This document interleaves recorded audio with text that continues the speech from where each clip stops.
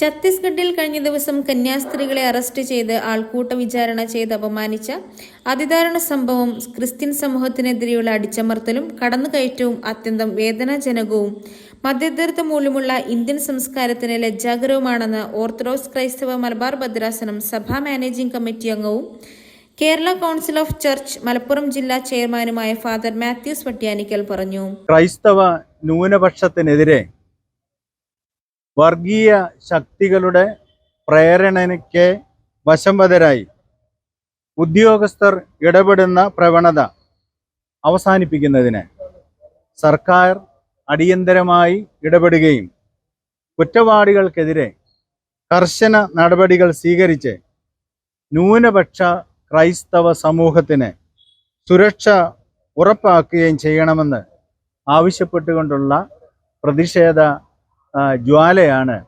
Orthodox ക്രൈസ്തവ യുവജന പ്രസ്ഥാനം മലബാർ ഭദ്രാസനത്തിൻ്റെ ആഭിമുഖ്യത്തിൽ ചുങ്കത്തറ സെന്റ് ജോർജ് ഓർത്തഡോക്സ് പള്ളി അങ്കണത്തിൽ നടത്തപ്പെട്ടത്. ചുങ്കത്തറ സെന്റ് ജോർജ് ഓർത്തഡോക്സ് പള്ളി അങ്കണത്തിൽ ഓർത്തഡോക്സ് ക്രൈസ്തവ യുവജന പ്രസ്ഥാനം നടത്തിയ മലബാർ ഭദ്രാസന പ്രതിഷേധ യോഗം ഉദ്ഘാടനം ചെയ്ത് സംസാരിക്കുകയായിരുന്നു അദ്ദേഹം. ക്രൈസ്തവ ന്യൂനപക്ഷത്തിനെതിരെ വർഗീയ ശക്തികളുടെ പ്രേരണയ്ക്ക് വശംവദരായി ഉദ്യോഗസ്ഥർ ഇടപെടുന്ന പ്രവണത അവസാനിപ്പിക്കുന്നതിന് സർക്കാർ അടിയന്തരമായി ഇടപെടുകയും കുറ്റവാളികൾക്കെതിരെ കർശന നടപടികൾ സ്വീകരിക്കുകയും ന്യൂനപക്ഷ ക്രൈസ്തവ സമൂഹത്തിന് സുരക്ഷ ഉറപ്പാക്കുകയും ചെയ്യണമെന്നും അദ്ദേഹം പറഞ്ഞു. ഫാദർ മാത്യൂസ് കൊലമല കോർപ്പിസ്കോപ്പ അധ്യക്ഷത വഹിച്ചു. ഫാദർ ഷാബിൻ രാജു പ്രതിഷേധ പ്രമേയം അവതരിപ്പിച്ചു.